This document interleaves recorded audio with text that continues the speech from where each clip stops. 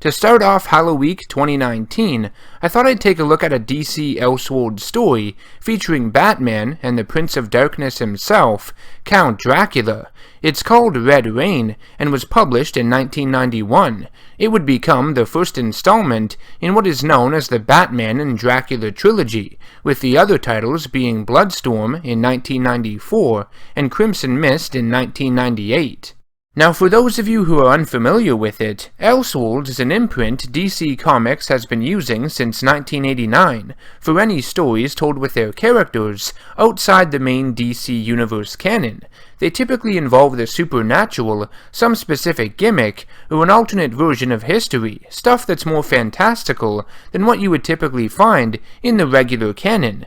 Titles like Gotham by Gaslight, Red Sun, and a story I reviewed a while back, Kingdom Come, are just some of the many that have come out over the years under the Elseworlds imprint. Vampires are iconic. They have existed in European folklore and literature since the early 1700s. Though they've been around for quite some time, it wasn't until Bram Stoker's 1897 novel Dracula that the archetype was popularized on a grand scale, and the character Count Dracula became the first modern-day vampire, establishing the framework for what these characters would be moving forward.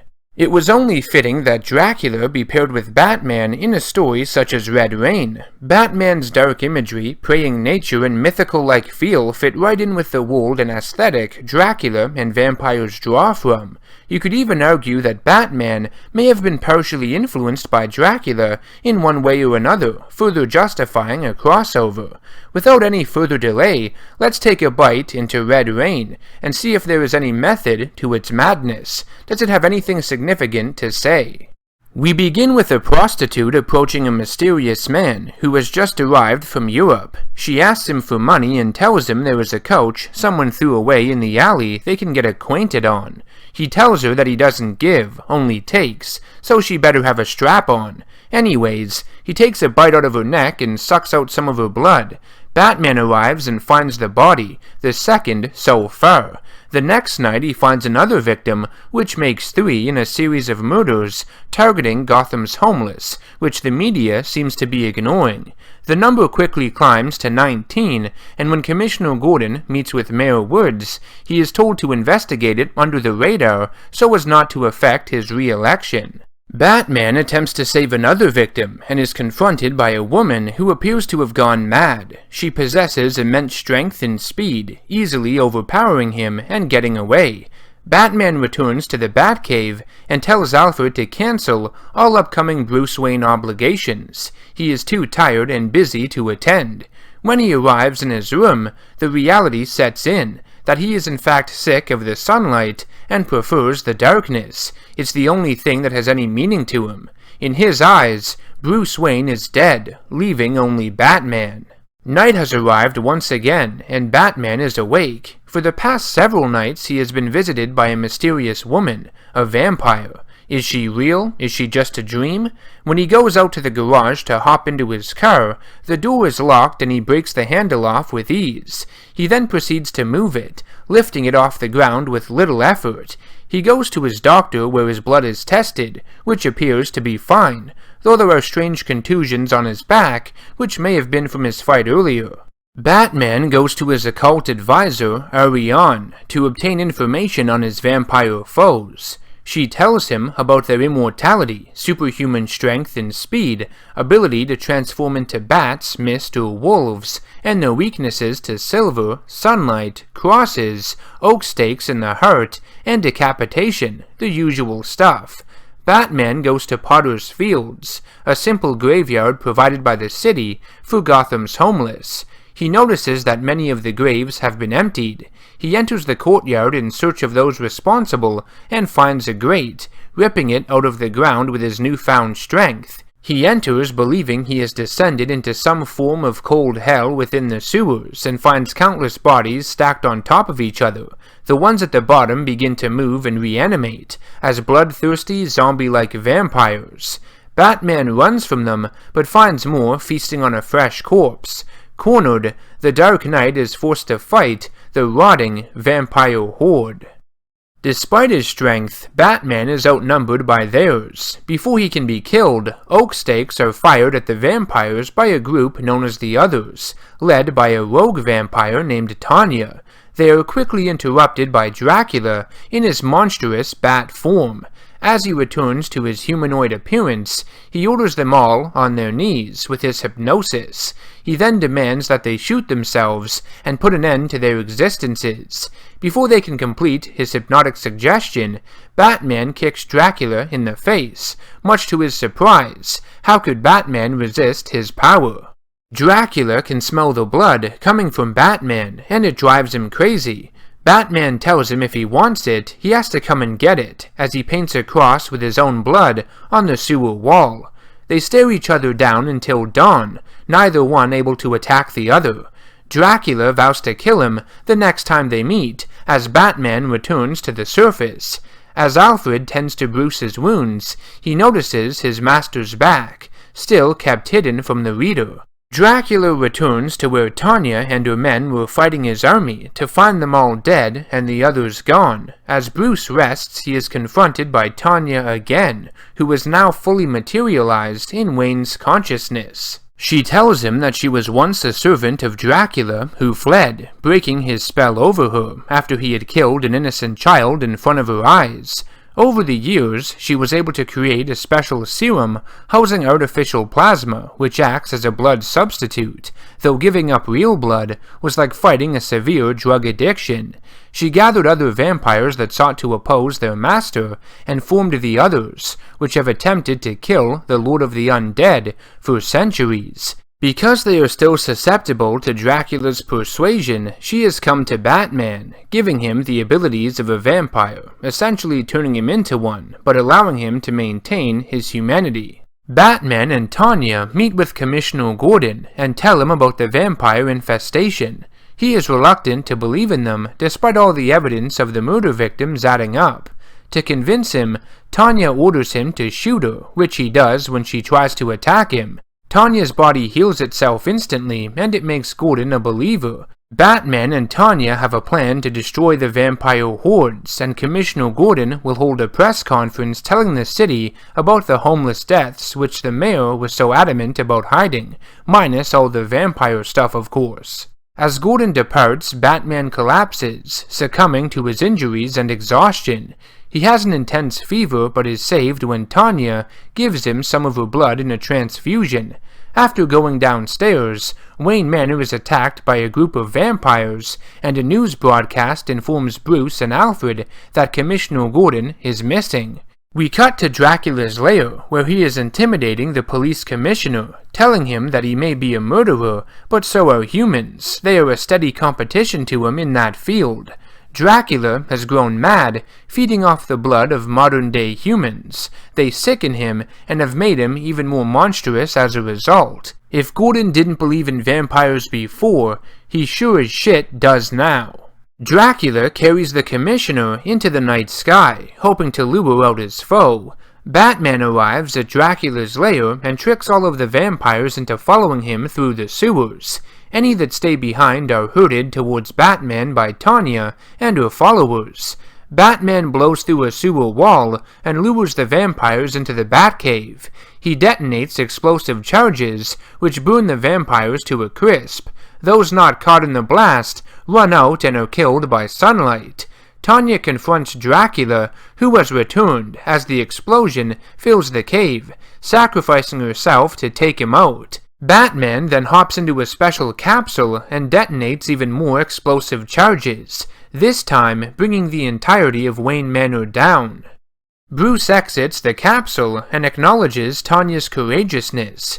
He goes to a safe house in the heart of the city where Alfred has been hiding out, looking to make it their new base of operations. It's at this point that Bruce reveals he has grown giant bat wings, a gift given to him through the blood transfusion with Tanya. He has become a literal Batman, which will help him in his fight against the Lord of Darkness, Count Dracula. In his tower, Gotham's gaudy building, Dracula has bound Commissioner Gordon upside down, slicing his neck. allowing him to bleed out slowly as he feasts on his blood. A silver batarang enters the room and hits Dracula in the side of the head. Batman has arrived to put an end to the vampire lord.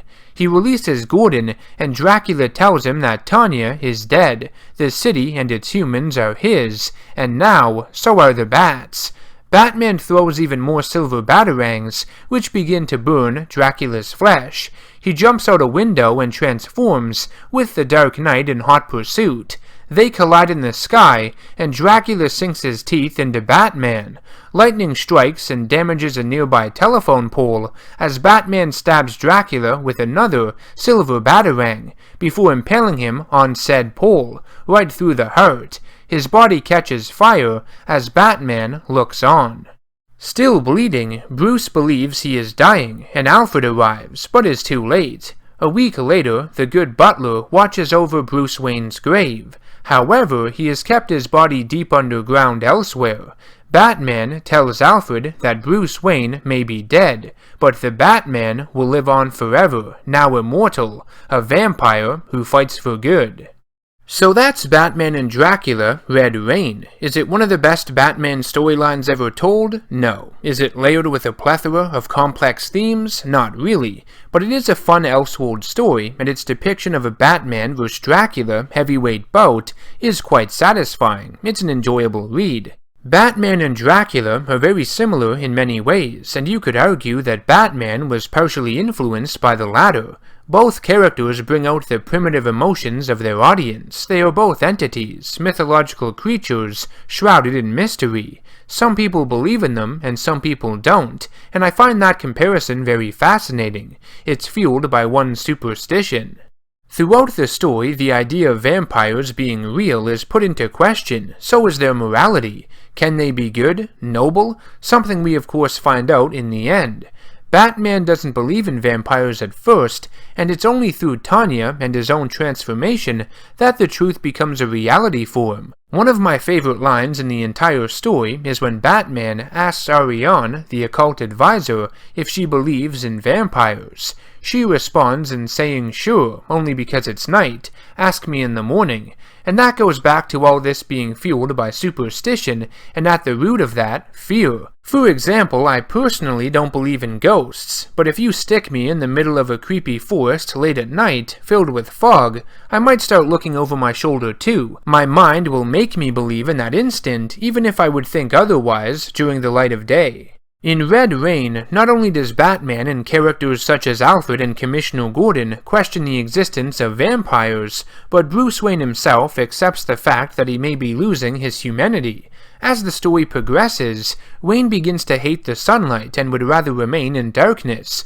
Night is Batman's element, and he feels more at home in it than ever before. He cancels all his obligations to focus on hunting Dracula, and by the end is willing to destroy Wayne Manor, the symbol of his other persona, effectively killing and burying it. The story ends with Batman becoming a full-on vampire, fully embracing his darker, mythological, and monstrous side. If you dig a little deeper past all the vampire stuff, Red Rain also provides some social commentary in regards to homelessness. The destitute members of society have been abandoned by Gotham, and even their deaths don't garner any attention from the mayor or the media for that matter. They'd rather focus on celebrities and sex scandals, which I believe has more relevance now more than ever. If I were to give a few negatives in regards to this story, I would say that the cursive font can be a little hard to read at times, trying to figure out some of the words, and that's coming from someone who learned cursive in school, when it was still a thing, at least where I live. I think the pacing of Red Rain is a bit inconsistent, and some moments aren't given enough time to settle before moving on to the next. This has more to do with the writing itself, in tandem with the artwork, and I can't be too hard on it because it is an Elseworld story, and doesn't rely on any other incarnation of Batman. They only had so many pages to tell all this in, and for what it's worth, they did a great job.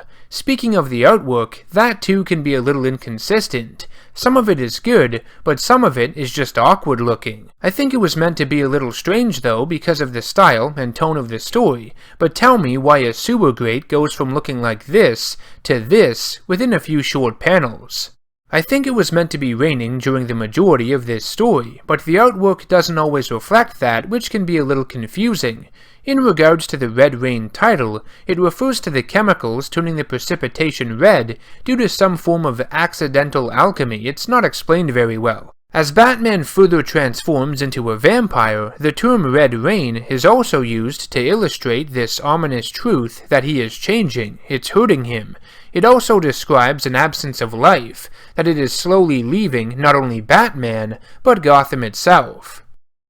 Back in October of 2019, which feels so long ago, I reviewed Batman and Dracula Red Rain, released in 1991. It's one of the more entertaining and memorable Elseworld stories DC has ever published.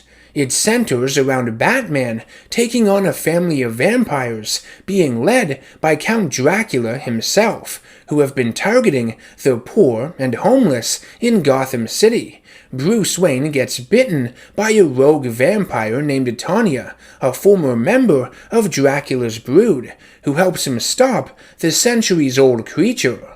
Bruce finds himself slowly turning into a vampire throughout the story, but manages to maintain a sliver of his humanity. That is until the final battle against Dracula, when he grows enormous wings and impales the Vampire King on a utility pole made from a dead oak tree. Bruce is bitten in the neck during the fight and is drained of the last of his blood. He bleeds out and dies, but at the end of the story, Alfred is seen entering a hidden crypt. Bruce Wayne may be dead, but Batman will live on forever, wielding the powers of a vampire. Red Rain would be the first in a trilogy of stories set within the same Batman Dracula universe. It was followed by Bloodstorm in 1994, the topic of today's video, and then Crimson Mist in 1998. After all this time, I will finally be reviewing the second installment in this trilogy, Bloodstorm, and my intention is to review the final one, Crimson Mist, next Halloween. The reason I am not doing it this year is because there is another Batman storyline I want to look at instead, and I don't want to oversaturate the topics with just one superhero. So Bloodstorm, let's get into it. It was written by Doug Mensch with art by Kelly Jones, the duo that would actually bring all three entries in the Batman and Dracula trilogy to life. After killing Dracula at the end of Red Rain, whatever piece of humanity Batman had left was now gone. Bruce Wayne was dead, and only Batman the vampire remained. And this is something made very apparent throughout this storyline, as Batman is never seen without his costume on. Apart from his chin, you never get a glimpse of his human figure, unlike in Red Rain. This comic completely embraces the supernatural aspect of Batman, because that's all he is at this point, a supernatural force and a literal monster. Using the superhuman strength, speed, and immortality granted to him by his vampirism, Batman has become an efficient crime-fighting machine. After stopping a couple of muggers, the darkest of nights discovers a dead woman in an alley's trash can. She has been drained of blood, with 3 sets of double puncture marks on her neck and torso. Though Batman had defeated Count Dracula, he realizes that a nest of his vampires have somehow survived and must be eliminated. In order to ensure that the woman does not return as a vampire, and to give her the peace of not knowing what she will surely become when she awakens, Batman stakes her through the heart and cuts off her head. Don't worry, she's already dead. Batman isn't breaking any rules. Yet that is. One notable Batman character we did not see in Red Rain was the Joker, and he makes his big debut within this universe, among the pages of Bloodstorm. The Clown Prince of Crime has sunk to a new low, has become even more twisted and sinister than he had ever been before, at least up to this point. The Joker searches out and finds the remaining vampires of Dracula's brood, hiding out in the sewers deep beneath Gotham City. Using holy water within his squirting flower and a crucifix to hold them back, he is able to convince the vampires to make him their new leader. Since the death of Dracula, they have existed without purpose, without direction. They need someone who is as dark as they are to guide them moving forward. Though hesitant at first, the vampires agree to the Joker's demands, so long as his leadership produces results, and it does. He completely overhauls their game plan. Rather than have them perform random attacks on citizens, mostly homeless, like they have been doing, he has them organize and target higher classes within the population to convert as many Gothamites as possible into new vampires. Once Gotham has been conquered, they will work their way into the next city, and so on and so forth. Joker's hordes grow in numbers, and eventually attack and take down all of Gotham's most powerful crime families, which Batman claims were already vampires draining the life from the city. Nice. Joker's second-in-command, Creech, bites off one of the mobsters' faces, and then spits it out, which is fucking nasty. Later, when the guy reappears as a vampire, we see that it's been stitched back on, which is pretty funny. Because sunlight is now fatal to him, Batman sleeps during the day, inside of his crypt. At night, he preys upon the remaining vampires, staking them with specially designed daggers, hollowed out with silver, that he can throw like batarangs. Really cool. Every victim of the vampires he finds, he also stakes and beheads to keep their numbers low. Commissioner Gordon conceals Batman's actions from the rest of the police force by labeling them the work of a serial killer. Batman has become the darkest of angels that watches over the city. He's the only good vampire among all of the evil ones, but the question is, how long can that last? Just like in Red Rain, there is a vicious internal struggle going on within Batman. He has been drinking a red viscous fluid, a plasma substitute, that had been designed by Tanya over the course of hundreds of years. Unfortunately, it has been losing its effectiveness with each passing night. He tries to improve it, make it more potent, but nothing he does seems to work. Batman travels to the mausoleum in Arcadia Cemetery to kill the recently converted Cardona family. Even though he has been killing those that are already dead, Batman believes he will remain good as long as he doesn't succumb to his thirst for human blood. That's what separates him from the rest of Gotham's vampires. But after disposing of the rest of the family, the crime boss, Donato Cardona, eerily reminds Batman of what he has become, makes him realize that he has been enjoying all of the bloodshed deep down, and that sooner or later his thirst will overwhelm him. Knowing there is truth behind Cardona's words, Batman silences him with a stake dagger through the heart, and takes pride in cutting his head off with his axe. While walking home to her apartment, Selina Kyle is stalked by Creech, who has the power to turn himself into a werewolf. Selina gets bitten by him, but manages to escape death by jumping into the river. Vampires cannot cross running water apparently. I guess that's a thing. Has something to do with it being cleaner and more pure than water at a standstill. When Selina wakes up in her bed several nights later, it's a full moon, and she transforms into a werecat, a literal cat woman, and seeks revenge against the monster who did this to her. Batman would encounter Catwoman, believing her to be an enemy at first, but she tells him that she does not wish to harm innocent people, and wants to help him put an end to the vampire plague. Batman meets with Ariane, his ally and occult advisor we first met in Red Rain. She gives him more information on vampires, explains how they take different forms in different countries, which is why some can shapeshift into animals other than bats. In Selina's case, turning into a werecat, she believes it may have something to do with the moon's influence, its pull on the Earth's tides, and maybe the water within the human body is influenced in a similar way, affecting hormones and adrenaline. Before departing, Batman asks if it's possible for him to resist human blood, with or without help, but the answer he receives from Ariane isn't the most reassuring. Batman physically and emotionally breaks down in his underground laboratory. Alfred brings him more serum, but it's nowhere near enough, and Batman orders him to leave in fear of something bad happening to him. Angered and grief-stricken over the death of Tanya, frustrated that he has been left alone to deal with all of this, he desperately calls out for another to save him, and Selina answers. She comforts him and helps him control the bloodlust with her compassion and affection. The love the two share for one another helps them cope with the monstrous sides of their psyches.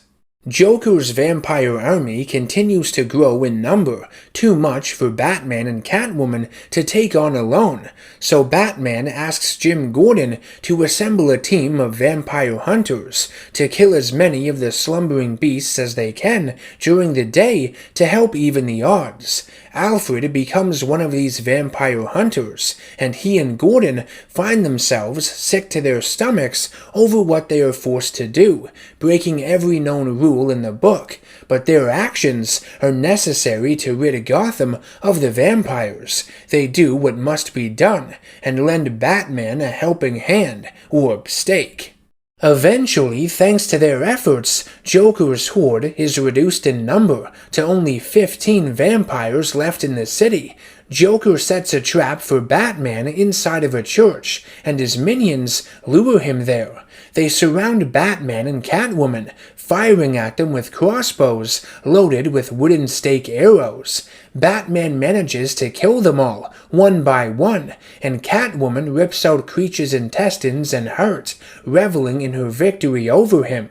With all of his vampires defeated, Joker aims a crossbow at Batman and fires, but Catwoman jumps into the bolt's path, sacrificing her own heart for his. With his last hope gone, his long night's sole companion extinguished, Batman goes after the Joker one last time.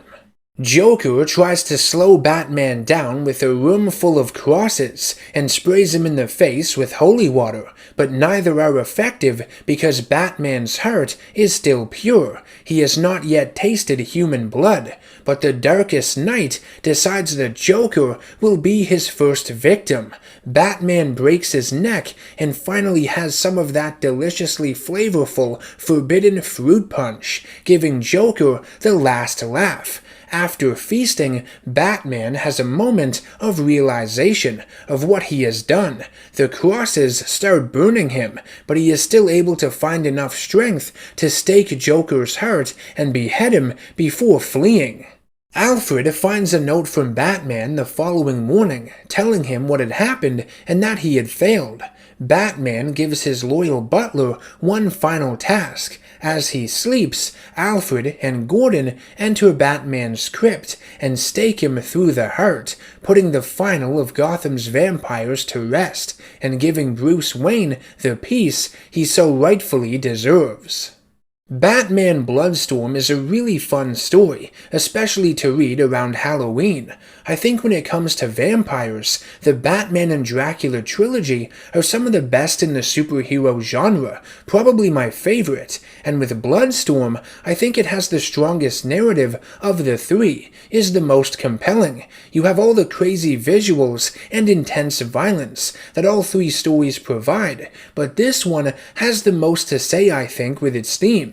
Batman fighting his urge to drink human blood, his insatiable hunger. It sort of alludes to drug addiction in many ways. I think Doug Moench's writing, along with Kelly Jones's artwork, do a great job describing the physical and psychological pain Batman is going through. You almost feel it yourself while reading. When Batman finally gives into it, I think it's made very believable, and I love that his first and last victim is the Joker, his greatest enemy, which is quite powerful and fitting.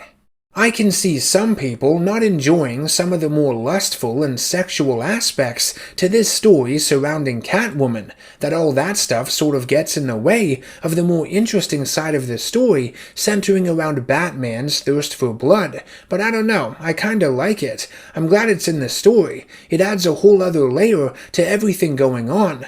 Like I had mentioned earlier in the review, their love, their romance, keeps the two of them in control of their monsters. They need each other to survive, to maintain themselves. It's like any sort of problem you face in life. It's always better when you have help, someone else to lean on when times get tough. Watching my review of Red Rain again before making this video, I was kind of salty towards Kelly Jones's artwork. I found it to be awkward in areas, there were some inconsistencies to it, but honestly, I think I was a bit too harsh on it. There was a lot of charm to his style, it's very unique. I love his designs for the vampires, how he visualizes them, with their internal organs, their bowels, all hanging out, it's very memorable. The only real nitpick I have with this story that unfortunately carries over from Red Rain is that it still uses handwriting in the narration boxes with Batman's internal monologuing. It's sometimes difficult to make out certain words, and this is coming from someone who knows cursive, who grew up learning it in school, so don't come at me saying, oh, you're just a kid who doesn't know how to write it. Fuck off with that. Just like any form of writing, depending on the person's style, it can be hard to read. And this cursive gets messy in areas throughout the comic. That's all I'm saying. I'm sure if you read it and know cursive too, you would feel the same way I do. Twig or tweet! After 5 long years, I'm bringing to an end my look at the Batman and Dracula Trilogy with a review of its final installment, Crimson Mist, released in 1998. Just like its predecessors, Red Rain and Bloodstorm, it was written by Doug Moench and features more unique and haunting artwork from Kelly Jones. Crimson Mist is easily the most insane entry in the Batman Dracula series. It's a fitting way to close off the trilogy, though, with how it purges all the evil in its disturbing Elseworlds Gotham in the most violent and excessive way possible. The gloves are off with it from beginning to end, which is why it can be so enjoyable. At the conclusion of Bloodstorm, which I covered last year, the vampiric Batman had given into his urge to drink blood when he brutally killed his archenemy, the Joker. He would have Alfred and Commissioner Gordon enter his crypt while he slept, to stake him through the heart so he could be left at peace. Only in Crimson Mist, we learn that while Batman's physical form has been rotting away, his mind is trapped between life and death. He can think, but cannot move. He's falling into madness, and his consciousness is stuck in what he describes as false death, the punishment for his actions. Gotham City has fallen into sheer chaos. The former district attorney, Harvey Dent, had acid thrown in his face, resulting in severe facial and mental scarring, causing him to leave politics for good and become a criminal. We see a hooker with some free time on her hands try to pick up a new client in front of a memorial statue of Thomas Wayne, only for Killer Croc to drag her into the sewers and chomp down on her, bosom first, leaving the remains of her body floating in the muck. It's a truly disgusting sequence. Psychiatrist Jonathan Crane was a timid weakling enslaved by fear, but has found a way to master it, weaponize it. He goes after all those that tormented him throughout life. He murders a former bully from school with a hook, as blood sprays against the man's athletic trophies. I like Scarecrow's costume in this story. He has severed fingers, presumably those of his victims, tied to his costume by rope. Other villains cause mayhem in the city. The likes of Penguin, Poison Ivy, and the Riddler have all racked up a long list of kills. Commissioner Gordon meets with Alfred and expresses the admiration he had for Batman's heroism. Gotham is falling, and he no longer has the manpower to protect it. Alfred has been having nightmares of him and Gordon staking Master Bruce and regrets doing it. He's worried what will happen to the city with Batman gone, and believes there might still be a sliver of humanity left within him. Alfred goes down into the crypt and removes the wooden stake from Batman's heart. Suddenly restored to life, he scorns Alfred for his foolish mistake. He knows his body has withered away, along with his mind. He can no longer fight his bloodlust. His heart has been blackened by the curse of Dracula's bite, and the blood he consumed from the Joker. Displaying the new ability of turning himself into red mist, Batman escapes the crypt and flies into the sky as a large bat monster.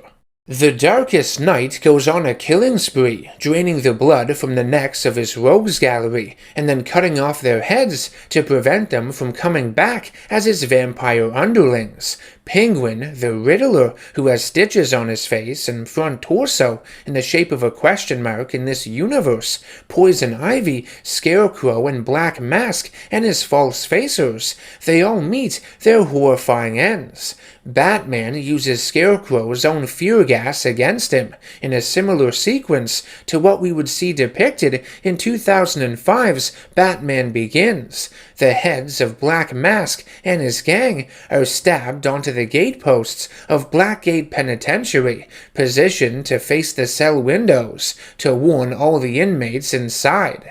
Batman would travel to Arkham Asylum in his red mist form and feast on the crazies. Mad Hatter and Mr. Zsasz are two of the countless victims. Blood runs out of each cell and fills the halls as the once great hero works his way through the asylum. It's unbelievable to think that Batman is the one responsible for all this killing, causing orderlies to run and scream in terror. When he's done with his meal, Batman leaves a note for the warden. In the mouth of a decapitated head he throws through his office window. It reads, "Go home. Your job is finished," in blood. Commissioner Gordon wanted the criminal filth of Gotham cleaned up, but not through murder. Killing has become natural for Batman, and he must be stopped. Gordon is forced to team up with Two-Face, Killer Croc, and their gangs, the last remaining villains in the city, to eliminate Batman before it's too late.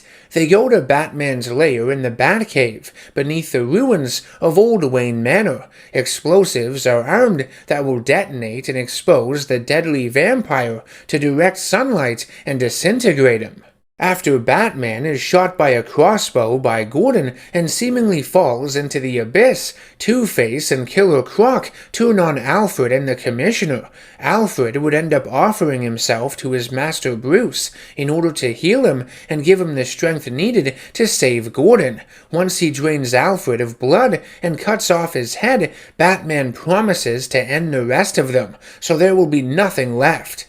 Croc is impaled with a large stalactite. Two arrows caught by Batman are stabbed through both sides of Two-Face's head, and at first it appears as though Batman is going to kill Gordon as well, but he offers him the chance to trigger the trap and destroy him once and for all. The roof of the cave is opened with the explosion, and loose rocks fall, crush, and kill the Commissioner before he can get to safety. With his mission accomplished, Batman Batman walks himself into the sunlight and disintegrates into dust, achieving the true darkness of peace, the cool shadow of eternity. Much like the other entries in the Batman and Dracula trilogy, Crimson Mist was very popular when it came out in late 1998. It would have been like no other Batman story ever published. Like I mentioned at the start, it finds a way to purge its Elseworlds universe that had been introduced in the early 90s of evil by turning someone who was initially its principal hero in the forefront into a murderous, bloodthirsty monster, its central antagonist, by its violent conclusion. The vampire Batman from this trilogy of comics turns into what is, without debate, the darkest and most disturbing version of this character we've ever seen. He turns into something far worse than any other villain he has ever faced. In Crimson Mist, I like the skinnier, decaying appearance given to him, and how after each night, each feeding, Batman looks more and more twisted and grotesque. As much insanity and fun as this story brings to the table, I do believe it is the weakest of the Batman Dracula trilogy. In Red Rain and Bloodstorm, Batman still felt like Batman, and was putting up a laborious fight against the forces of darkness. Here, he just gives into it, and because he's so far removed from what the character ought to be, you're less invested in everything going on. Batman doesn't even feel like the main character anymore. If you thought my summary of the events in Crimson Mist was brief, that's because the comic doesn't really have a whole lot to say compared to the previous two. I felt a lot of it was predictable, and by about 2/3 of the way in, I have to be honest, I was getting a bit desensitized by all its violence and gore. Thematically, it's just not as strong. You don't get any sort of intriguing and layered internal conflict going on inside Batman. Like I said, he doesn't feel like the main character in this one. You follow very little of him. The extent of it is him questioning whether or not he should keep killing and maintain the limitless power and immortality he has, or if he should allow himself to be defeated and return to the endless darkness that is death. Batman's occult advisor, Ariane, makes another appearance in Crimson Mist as well, but it feels like a pointless retread of what had come before, and doesn't move the plot forward in any significant way. Batman asks her if there's a way to defeat him. She says she doesn't know, and then he gets all pissy and leaves. It's like she was included just because she was in the last two stories. They had to check off that box.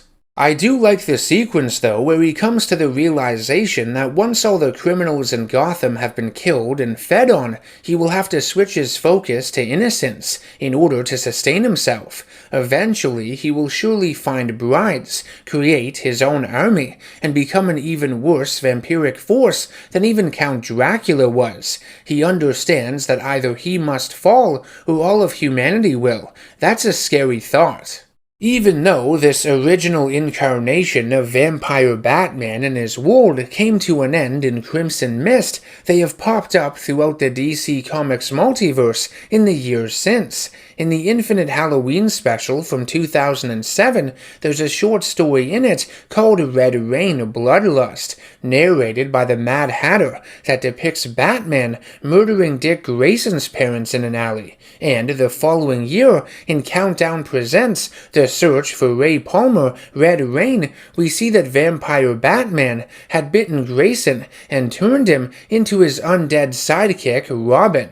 During the Convergence event in the 2010s, there was also a story where Swamp Thing travels to the world of the Batman Dracula Trilogy and teams up with Vampire Batman to destroy a horde of pale vampires led by a new vampire queen. After she's defeated, all of the vampires revert back into humans, except for Batman, because he had been bitten by Dracula. He and Swamp Thing then watch the sunrise before he willingly disintegrates. It's taken me 5 years, but I've finally completed my reviews of the entire Batman and Dracula trilogy. All in all, I think it's one of the greatest trilogies there's ever been in comics, or at the very least, one of the most creative and unique from a conceptual standpoint. Let me know your thoughts on the stories down in the comments section below. If you enjoyed the video, make sure to subscribe, hit that bell icon for notifications, and become a producer for my channel over on Patreon if you can. Thank you all for watching Halloween 2024. Have a happy and safe Halloween. Take care.